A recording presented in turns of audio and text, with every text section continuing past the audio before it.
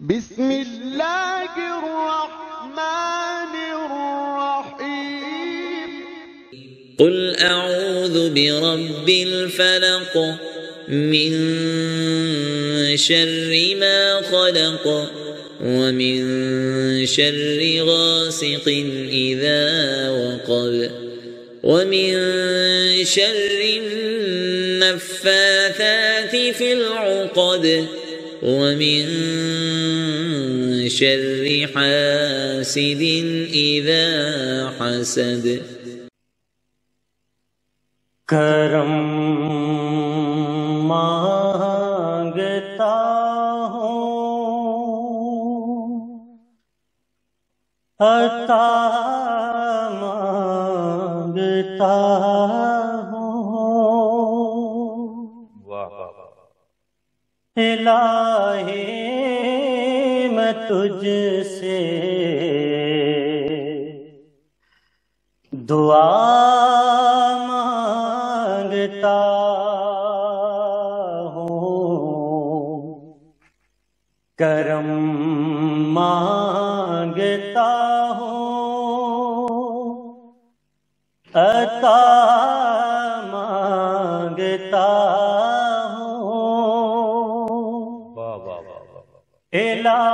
इलाही मैं तुझसे दुआ मांगता हूँ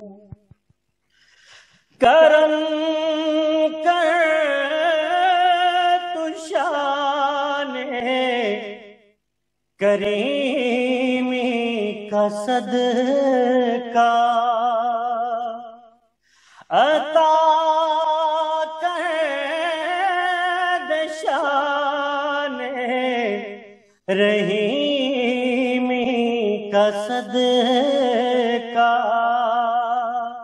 न मांगूंगा तुझसे तो मांगूंगा किससे तेरा तुझसे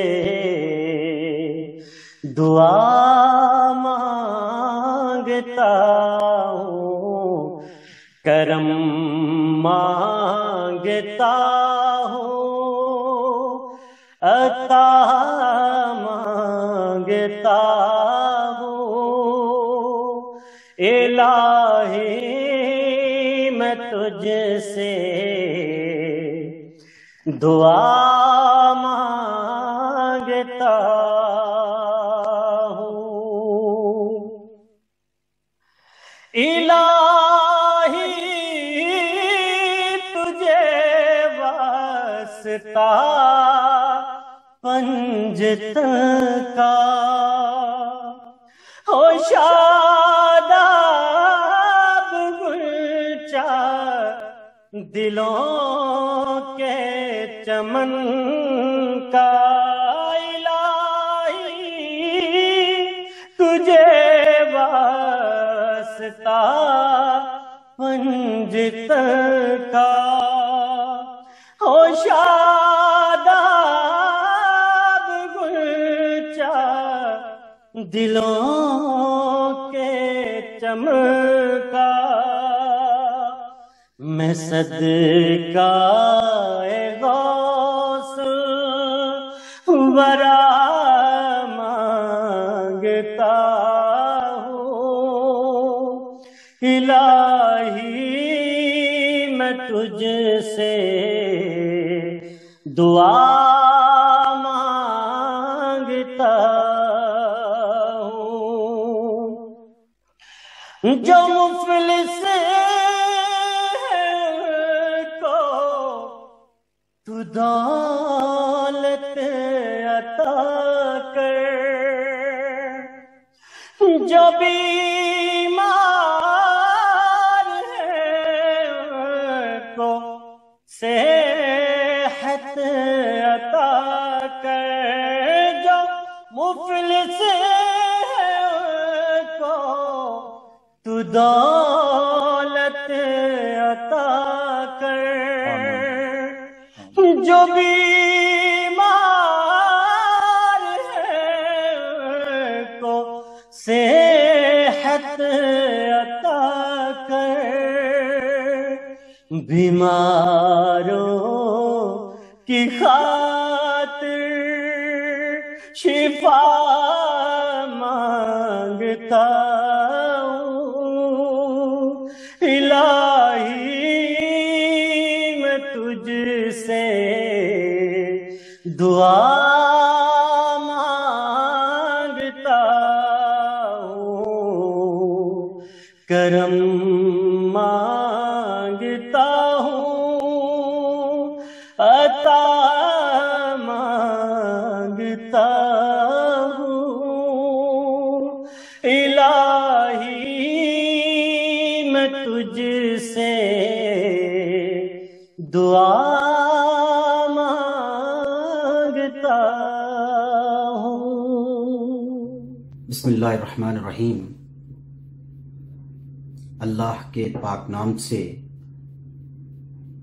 जो मेहरबान और हमेशा रहम ही फरमाने वाला है। पाकिस्तान अवामी सोसाइटी कुवैत के मोहसिन, मुअय्यद, मोहसिन पाकिस्तान, मुहाफ़िज़ पाकिस्तान डॉक्टर अब्दुल कदीर खान साहिब आज हम में मौजूद नहीं। हम उनकी मोहब्बतों के अमीन हैं। इनफिरादी तौर पर उनके खुलूस, उनकी चाहत, उनके प्यार, उनके लगन के मकरूज हैं और कमोबेश ये 7-8 साल का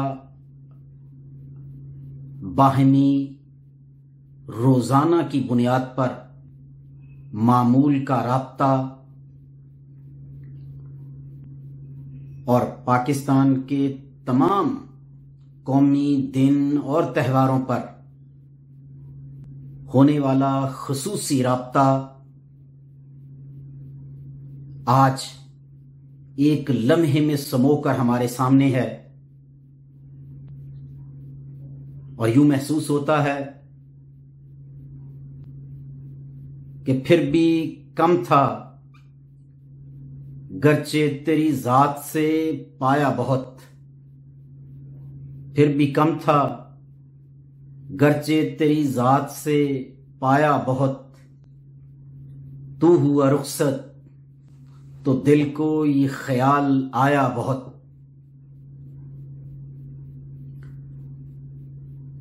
डॉक्टर अब्दुल कदीर खान साहिब अमूमी तौर पर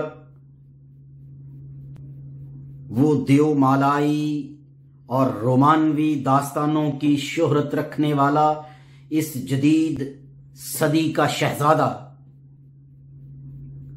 जिसके बारे में किस्से, कहानियां रोमानवी दास्तान का रूप धारे हुए हमेशा हमारे बचपन से लेकर आज तक साए की तरह और मधुर गीतों की तरह हमारे कानों में गूंजते रहे।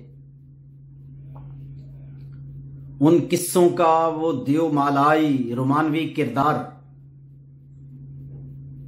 डॉक्टर ए.क्यू. खान साहिब, डॉक्टर अब्दुल कदीर खान साहिब आज हम में मौजूद नहीं।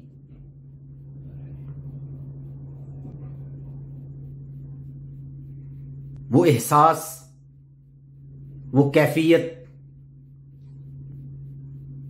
वो ताल्लुक, वो खुशबू शायद हम भूल न सकें। और जो हमने उस एहसान करने वाले शख्स के साथ किया, वो उनके अपने अल्फाज के बकौल ही के गुजर तो गई तेरी हयात भी कदीर, गुजर तो गई तेरी हयात भी कदीर, सितम ज़रीफ मगर कूफियों में गुजरी। मैं उनके कारहाय नुमायां अमूमी तौर पर तो ज़ुबान ज़द-ए-आम हैं, जो हमारे कुलूब व अज़हान को हमेशा मुल्की दिफा के बाब में इत्मीनान देते रहते हैं। उनकी ज़्यादा तफसील में या तफासील में नहीं जाना चाहता, अगरचे वो मौजूद हैं और उनकी किताब में भी मौजूद हैं, रफ़क़ाए कार के बाब में भी मौजूद हैं, लेकिन उस ख़ास पहलू और ख़ास ताल्लुक़ को आज याद करने को मन कर रहा है। इसलिए नहीं कि वो आज हम में मौजूद नहीं, इसलिए कि उनका ताल्लुक़, उनका नाता, उनका राब्ता, उनका प्यार, उनका मोहब्बत हमारे साथ इस कदर ज़्यादा था, ऐसे महसूस होता है कि वो सिर्फ हमारे थे। और शायद ऐसा ही गुमान हर पाकिस्तान से मोहब्बत करने वाला दिल करता है कि वो उससे इतना ज्यादा प्यार करते थे। और अहमद नदीम कासमी साहिब का वो शेर तो बहर तौर उनके आखिरी सालों की रुदात बयान करने के लिए काफी है कि उम्र भर संगजनी करते रहें अहले वतन, ये अलग बात है कि दफनाएं एजाज के साथ। और डॉक्टर अब्दुल कदीर खान साहब को भी भरपूर इस चीज का एहसास था कि जिस जगह उन्होंने और उनके खानदान ने और उनकी ज़ौजा ने वो पुरतआयुश जिंदगी छोड़कर पाकिस्तान के नाम पर कुर्बानी दी और पाकिस्तान के साथ वफा का अनमिट नक्श छोड़ा, ये जानते बूझते सोचते समझते हुए कि हम लोग इल्म की कदर करने वाले लोग नहीं, हम मुल्क के साथ मोहब्बत, वफा और इखलास के साथ खून देने वाले लोगों की कदर करने वाले लोग नहीं।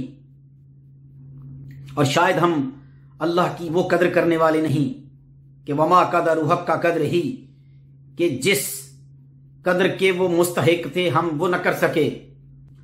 हमको इस मुल्क की तामीर का सौदा है, जहां मैं डॉक्टर साहब की जुबान से ये चीज कह रहा हूं कि ये जानते बूझते समझते हुए वो कह रहे थे, हमको इस मुल्क की तामीर का सौदा है जहां लोग मामार को चुन देते हैं दीवार के साथ। उन्होंने ये कुर्बानी दी और ये कुर्बानी की दास्तान वहां रकम नहीं, खत्म नहीं हो गई, ये आगे चली, आगे बढ़ी और हमारे एहसान फरामोशी की दास्तान भी वहीं से शुरू हो गई।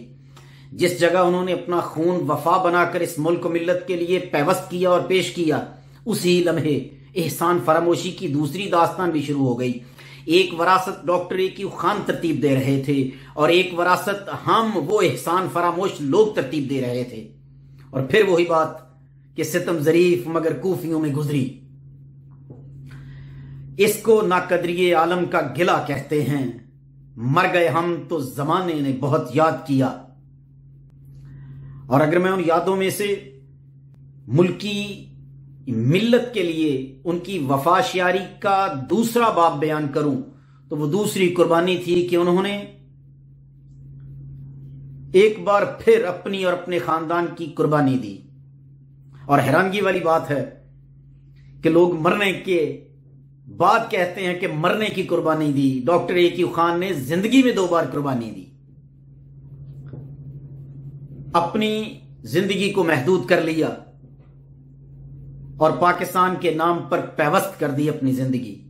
और दूसरी वफा के बाब में उनकी कुर्बानी उस वक्त दी जब उन्होंने पाकिस्तान के तहफ़्फ़ुज़ के लिए, इसकी हिफाजत के लिए, इसकी हिफाजत के हिसार को अनमिट और नाकाबिल तस्खीर करने के लिए दूसरी कुर्बानी दी कि जुल्म सितम के बाप के तमाम अंधेरे अपने नाम कर लिए, कि वो तमाम अंधेरे मेरे हिस्से में, नूर सारे का सारा इस मुल्क मिल्लत के हिस्से में। ये वफा की दूसरी कुर्बानी थी जो उन्होंने अपनी जिंदगी में पेश की। और